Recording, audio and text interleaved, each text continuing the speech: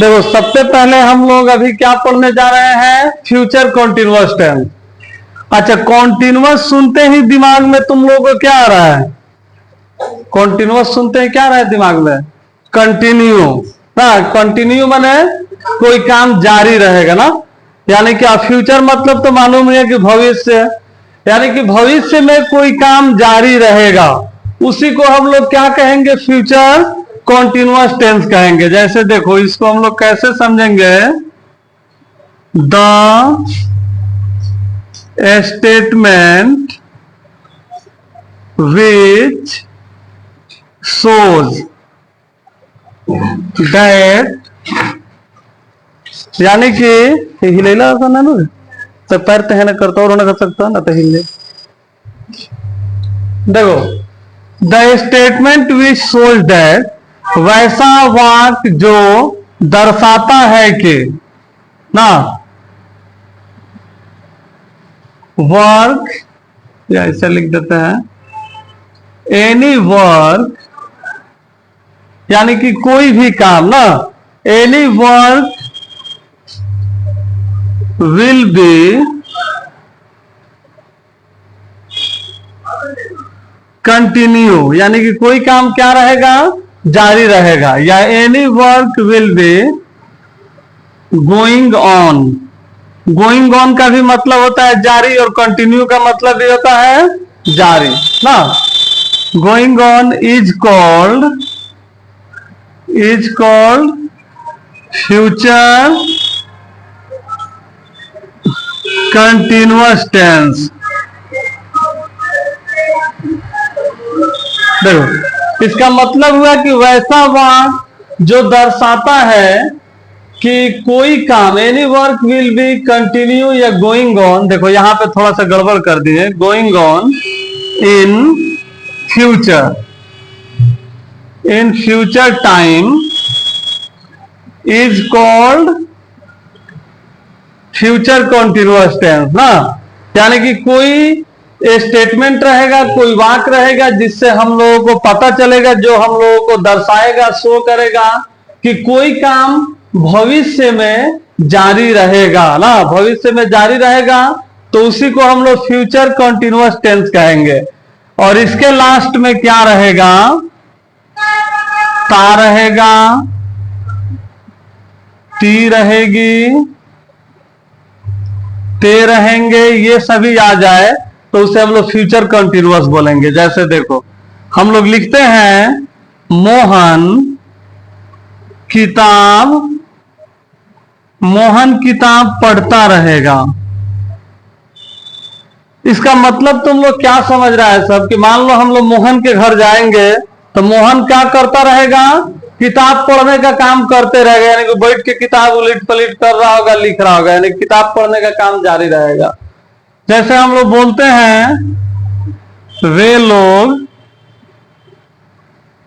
लोग कल फिल्म देखते रहेंगे। मान लो किसी के घर हम लोग दोपहर में जाते हैं, शाम में जाते हैं, तो लोग कौन सा काम करते हुए मिलेगा? लोग फिल्म देखते हुए ना। तो इसी को हम लोग फ्यूचर कंटिन्यूअस कहेंगे। और इसके लास्ट में देखो, ते रहेंगे, ता रहेगा ना। आ गई लो, आज व्यवस्था करते नहीं, रुक जा। देखो तो सबसे पहले यहां पे हम लोग सीखते हैं इसको बनाने का अफर्मेटिव रोल, यानी कि अफर्मेटिव सेंटेंस का तो मतलब तुम लोगों को मालूम है, सकारात्मक ना, जिसमें किसी बात को हम लोग स्वीकार कर ले, यानी कि सकार लेंगे, मान लेंगे कि हाँ ऐसा है। तो उसके लिए हम लोग सबसे पहले सब्जेक्ट लिखेंगे, सब्जेक्ट के बाद में शैल या विल लिखेंगे, फिर बी लिखेंगे, V4 लिखेंगे, ऑब्जेक्ट लिखेंगे और फुल स्टॉप। जैसे यही है, मोहन किताब पढ़ता रहेगा।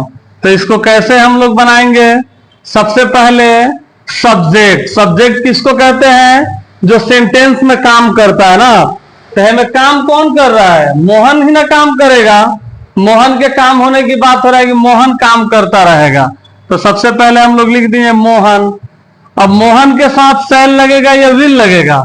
हाँ, सभी के साथ विल लगेगा, बस आई और वी के साथ यहाँ पे शैल लगाएंगे हम लोग। तो मोहन विल, फिर क्या लिखेंगे? बी। देखो सब्जेक्ट हो गया, शैल विल में से एगो बी हो गया। अब लिखना है V4। तो V4 क्या है? पढ़ना। पढ़ना से ही ना बना है पढ़ता रहेगा, पढ़ता रहा, पढ़ता रहेगी। तो रीड मिस होता है पढ़ना, और ING इसमें जोड़ देंगे तो यही हो गया हमारा V4। Mohan will be reading. अब क्या पढ़ता रहेगा? किताब, तो ये बुक। उसी तरह से रहेगा सीता नाचती रहेगी, तो क्या हो जाएगा? सीता विल बी डांसिंग की डांस, डांसिंग। तुम लोग अंग्रेजी पढ़ते रहोगे, तो यहाँ पे अंग्रेजी पढ़ने का काम तुम लोग जारी रखोगे, तो ये क्या हो जाएगा? You will be reading English. तो ये तो आ जाएगा अफर्मेटिव।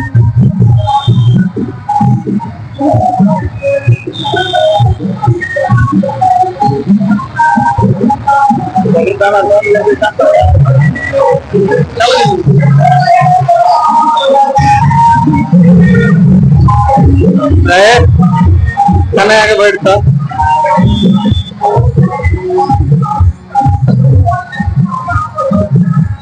अच्छा देखो इधर, अगर निगेटिव रूल अगर रहता है तो हम लोग क्या करेंगे? सबसे पहले यहाँ पे सब्जेक्ट।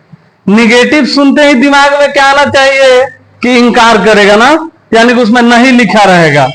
तो सब्जेक्ट के बाद में हम लोग शैल या विल का प्रयोग करेंगे, फिर यहाँ पे नोट लगाएंगे, तब यहाँ पे बी लिखेंगे ना, तब V4 ऑब्जेक्ट। जैसे यहां पे रहेगा हम लोग कहानी नहीं पढ़ते रहेंगे ना। कौन सा काम नहीं करते रहेंगे? कहानी नहीं पढ़ने का काम ना। तो सबसे पहले हम लोग का इसमें सब्जेक्ट कौन है? हम लोग को काम करने की बात कर रहे हैं, वी। अब वी के संग शैल या विल, तो शैल लग जाएगा, वी शैल। अब बोलो सब क्या लिखे? नोट। फिर क्या लिखाएगा? बी। तब क्या है? V4 reading. और ऑब्जेक्ट किस चीज से काम है? कहानी से, तो इसका क्या लिख देंगे? स्टोरी।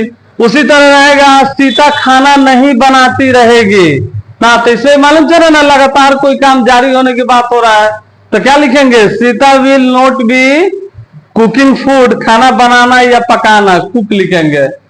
जैसे सादिक नाच नहीं देखता रहेगा, तो Sadiq will not be watching dance ना। तो निगेटिव रहेगा तो शैल विल के बाद नोट तब भी लगाएंगे। अब देखो यहां पे आ गया इंट्रोगेटिव। इंट्रोगेटिव रूल अगर रहेगा तो सबसे पहले हम लोग क्या लिखेंगे? शैल या विल। फिर लिखेंगे हम लोग सब्जेक्ट। और नोट की अगर जरूरत पड़ा तो यहीं पे नोट, नहीं तो बी लिखेंगे V4 ऑब्जेक्ट। क्योंकि कभी कभी हम लोग क्वेश्चन करते हैं तो नहीं के भी सेंस में, जैसे हम तुम लोग बोल रहे हैं क्या तुम लोग पढ़ते हो, तो हाँ नहीं। क्या तुम लोग नहीं पढ़ते हो, तो नहीं भी करके क्वेश्चन पूछा जा रहा है ना। तो इसी तरह इंट्रोगेटिव में अगर नोट आएगा तो यहाँ पे सब्जेक्ट के बाद नोट। जैसे देखो हम लोग लिखते हैं क्या वे लोग अंग्रेजी बोलते रहेंगे। मान लो तुम लोग भी पढ़ रहा है सब, तो आज नहीं तो कल तो अंग्रेजी बोलवे करेगा सब। हाँ सही कॉल है, बना बोले। मेहनत होगा नहीं करेगा तो बोलने आएगा कहां से? तब याद रहना चाहिए तभी ना आएगा बोलने। तो बोलने का मन करता है, तोरा नहीं करत ना, तू बोले बड़ा तू। देखो क्या वे लोग अंग्रेजी बोलते रहेंगे, तो सबसे पहले इसमें हम लोगों का सब्जेक्ट के अनुसार शैल या विल का प्रयोग होगा। सब्जेक्ट क्या है? वे लोग। तो वे लोग का इंग्लिश क्या लिखेंगे? दे मिस वे लोग होता है, तो दे के संग शैल लगेगा कि विल लगेगा? विल लगेगा, तो पहले ही हम लोग विल लिख देंगे, विल दे।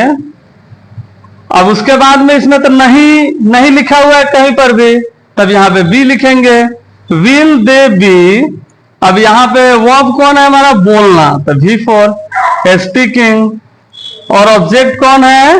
इंग्लिश। इंग्लिश से काम है तो यहाँ पे इंग्लिश लिख देंगे।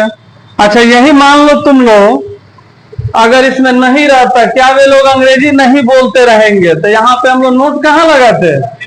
हाँ यहीं पे नोट लगा देंगे, will they not be speaking English. जैसे क्या तुम लोग अंग्रेजी नहीं पढ़ते रहोगे तो will you not be reading English. क्या सीता अपना काम नहीं करती रहेगी तो will Sita not be doing her work. तो इंट्रोगेटिव रूल ये हो गया। उसके बाद हम लोग लिखते हैं WH फैमिली। देखो WH फैमिली भी तुम लोगों को मालूम है कि इसमें या तो W से शुरू होता है या H से, यानी कि जब हिंदी के सेंटेंस यानी कि हिंदी के वाक्य के बीच में, कहां पे? बीच में, क्या, कब, कैसे, कहां, कौन, किसको, क्यों, ये सभी आता है तो इंग्लिश में उसका इंग्लिश हम लोग पहले लिखते हैं। और WH के बाद में पूरा यही हम लोग इंट्रोगेटिव रूल को फॉलो करेंगे ना। क्या जरूरत है फिर से लिखने का? जैसे देखो यहां पे लिख रहा है सीता अंग्रेजी क्यों नहीं बोलती रहेगी, तो इसमें भी तो कंटिन्यू होने की बात कर रहा है ना। सीता क्यों अंग्रेजी बोलती रहेगी? सीता कहां मैथ पढ़ती रहेगी? ता रहेगा, ती रहेगी, लास्ट में आएगा ही। इसके बीच में क्या आया? क्यों। तो क्यों, कब, कैसे, कहां, इसका इंग्लिश हम लोग पहले लिखते हैं। तो देखो यहां पे क्यों है तो क्यों का इंग्लिश हम लोग पहले ही लिख लेंगे वाई। उसके बाद में देखो WH हो गया इंट्रोगेटिव रूल, सेम यही रूल। तो शैल या विल सब्जेक्ट के अनुसार, तो सब्जेक्ट है हमारा सीता, तो सीता का संग क्या लग जाएगा? विल लग जाएगा। Why will Sita. उसके बाद में निगेटिव है not, why will Sita not. अब उसके बाद बी, और फिर बोलना है स्पीकिंग। उसके बाद में इंग्लिश है तो इंग्लिश लिख देंगे। आ जाएगा ना इस तरह। चलो इतना नोट करो सबसे पहले।